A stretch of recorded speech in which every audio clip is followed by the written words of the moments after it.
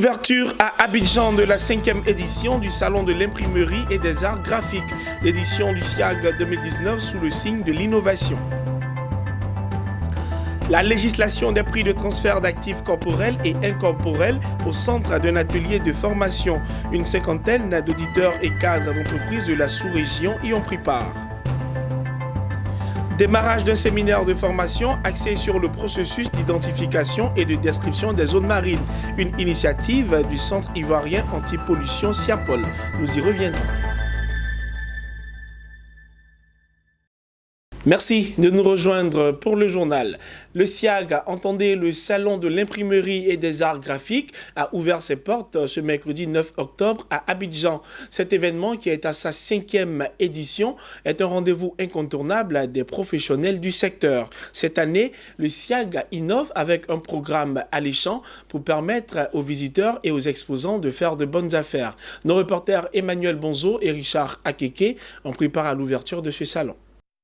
L'édition 2019 du SIAG se veut innovant afin de mettre en exergue l'évolution de la technologie dans le secteur de l'imprimerie et des arts graphiques. Avec pour thème offset ou numérique, quel choix d'investissement pour l'imprimerie en Afrique, l'occasion est donnée aux professionnels du secteur de partager leurs expériences et connaissances dans un domaine en pleine croissance.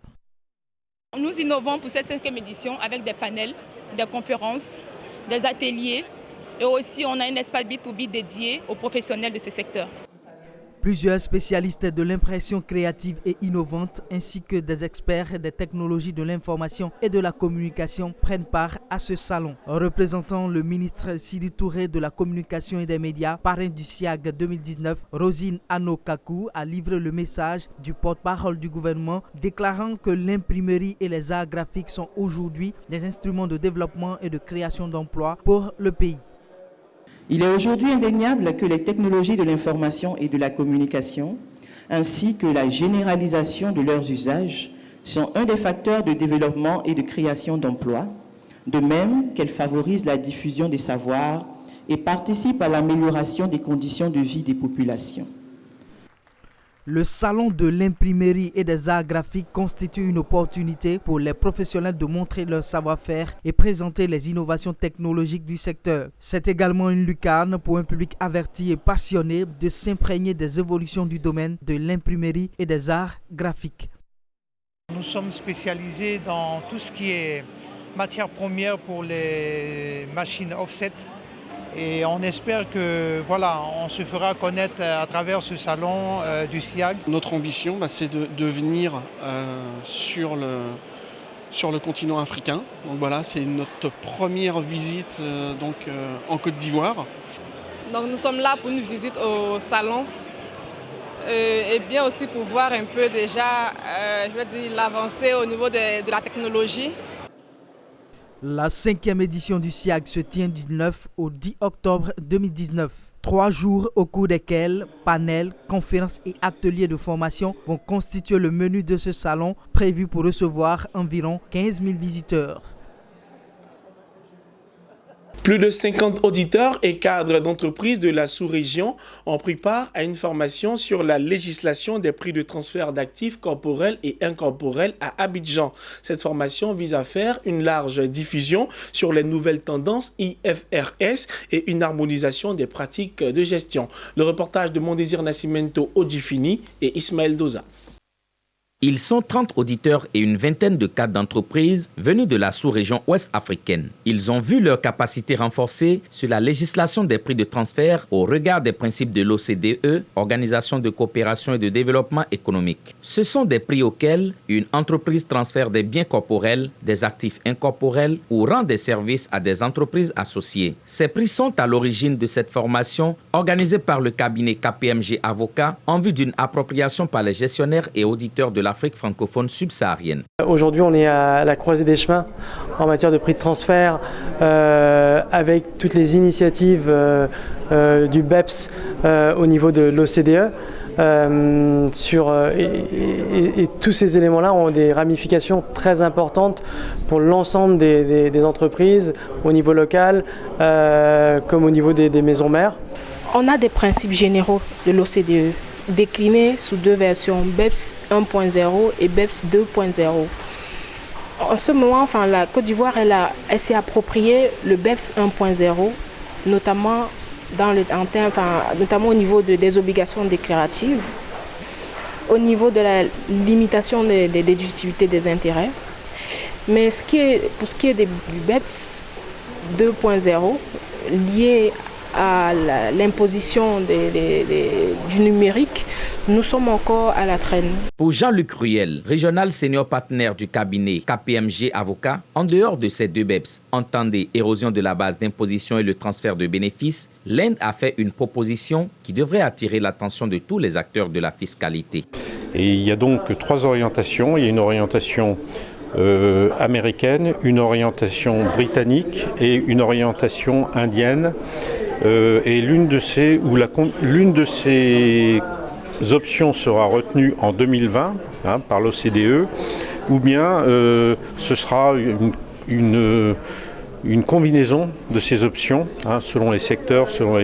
Alors ce qui est très important, c'est de noter par exemple la proposition indienne, qui est une proposition émanant des BRICS, donc des pays qui sont en train d'émerger très sérieusement et qui serait, si elle est retenue partiellement ou totalement, très avantageuse pour nos pays. Après la formation, place a été faite aux gestionnaires, cadres et chefs d'entreprise pour des rencontres B2B. Dans le cadre de la mise en œuvre d'un projet de gestion intégrée de l'aire côtière et marine d'Abidjan à Assini, le CIAPOL, entendez le Centre ivoirien anti-pollution, a initié une formation sur le processus d'identification et de description des zones marines. Soutenue par la Convention d'Abidjan et le ministère ivoirien de l'Environnement et du Développement durable, cette formation vise à renforcer les capacités des experts du domaine en vue de mieux gérer le milieu marin et côtier. On en sait plus avec Zénab Dosso et Doumbia Ayouba. Il s'est ouvert ce mercredi à Abidjan un atelier de formation relatif à l'identification des zones marines d'importance écologique et biologique. Prévue du 9 au 11 octobre, cette formation devrait permettre aux experts du domaine marin de disposer d'informations en vue de lutter efficacement contre les menaces de réduction et de perte de la diversité biologique. L'objectif de ce projet, c'est donc de pouvoir jeter les bases d'une politique de gestion intégrée au niveau des zones marines et côtières, de l'espace marin et côtier couvert par la Convention d'Abidjan. Donc il s'agira dans un premier temps de pouvoir renforcer les capacités des États membres de la Convention d'Abidjan sur les outils de gestion intégrée des océans. Et en cas de résultat, je pourrais dire concluant, le projet pourra donc s'étendre à tous les littoraux ivoiriens. C'est une activité importante pour la Convention, d'autant plus que l'objectif de la Convention, c'est de gérer au mieux les écosystèmes marins et côtiers dans toutes ses composantes. À l'ouverture de cet atelier, le représentant du ministre de l'Environnement et du Développement durable a marqué son intérêt pour la protection du milieu marin et côtier de la Côte d'Ivoire. Aujourd'hui, avec les moyens que l'État dispose, nous ne pouvons pas maîtriser tout ce qui se passe sur la zone. Il appartient à notre structure de faire en sorte que tous les experts puissent s'imprégner de l'importance de la préservation de ces zones. Initié par la Convention d'Abidjan avec le CIAPOL, Centre ivoirien anti-pollution, ce projet dénommé Projet de gestion intégrée de l'aire marine et côtière d'Abidjan à Assini est un projet pilote dont bénéficie la Côte d'Ivoire. À l'ISMI, Institut de sécurité maritime interrégional, s'est ouvert le mardi dernier un séminaire sur l'information et le renseignement maritime. 4 jours durant, les acteurs maritimes sont entretenus sur les méthodes, les solutions dynamiques et efficaces pour collecter, analyser et diffuser l'information afin de sécuriser les canaux maritimes en Afrique. Le reportage est de Mondésir Nascimento Difini et Ismaël Doza. C'est une formation de 4 jours qui s'est ouverte à l'ISMI, Institut de sécurité maritime interrégional d'Abidjan. Elle s'adresse aux acteurs du secteur maritime de 14 pays africains, notamment le Bénin, le Togo, le Ghana, la Guinée équatoriale, le Cameroun, le Sénégal et la Côte d'Ivoire. Au cours de ces 4 jours, il sera question de l'information et du renseignement maritime. La capacité des acteurs à collecter, analyser et diffuser l'information afin de cibler les activités illégales ou à risque sera renforcée. Oui, il sera question de passer en revue donc les grandes menaces, les nouvelles menaces qui existent. Et donc il nécessite de mettre en place des stratégies au niveau opérationnel pour pouvoir capter la menace, pour pouvoir identifier la menace et recevoir les informations, les analyser et les communiquer à toutes les parties prenantes pour pouvoir donc améliorer les interventions contre ce type de menaces-là. L'administrateur Guillaume de Beauregard, représentant la coopération française, bras financier et pédagogique de l'ISMI, a rappelé l'enjeu de ces modules de formation dans la lutte contre la cybercriminalité, la piraterie et le trafic illégal en haute mer. On va mettre en œuvre des moyens pour pouvoir analyser, étudier et proposer des solutions aux participants des pays du Golfe de Guinée afin qu'ils puissent faire une bonne analyse de la situation cartographique dans le domaine maritime. Le séminaire sur l'information et le renseignement à l'ISMI, Institut de sécurité maritime interrégional, a débuté ce mardi 8 octobre et prendra fin le 11 octobre. 20 auditeurs venus de 14 pays d'Afrique y participent.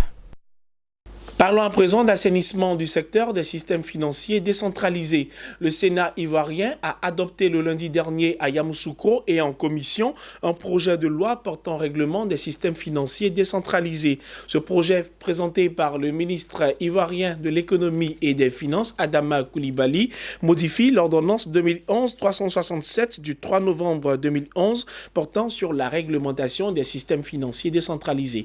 Des détails dans ce reportage de Charles Kouakou, notre correspondant à Yamoussoukro, commenté par Hervé Blagnon.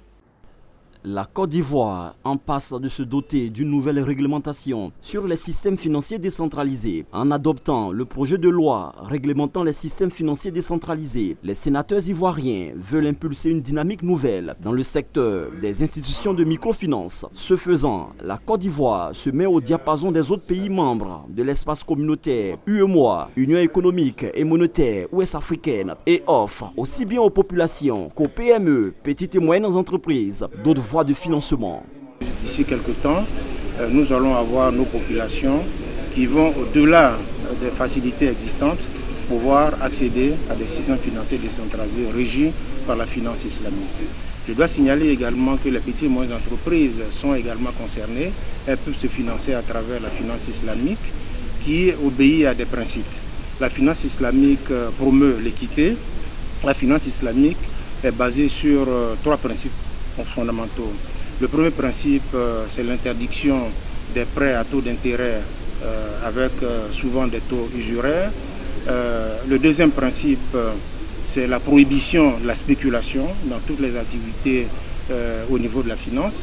Et le troisième principe, c'est l'interdiction du financement d'activités qui peuvent être considérées comme des activités jugées illicites. La finance islamique, appelée aussi finance participative, est le socle sur lequel repose ce projet de loi portant réglementation des systèmes financiers décentralisés. Cette dynamique ouvre certainement de nouvelles perspectives économiques aux populations et aux PME, petites et moyennes entreprises.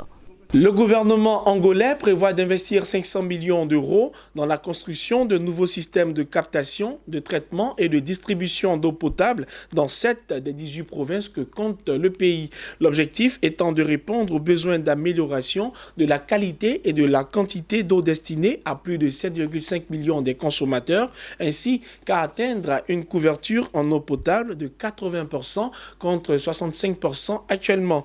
Le démarrage des travaux de construction de ces infrastructures est prévu pour le deuxième semestre de l'année 2020. Ainsi se referme cette édition. Mesdames et messieurs, merci de nous avoir suivis.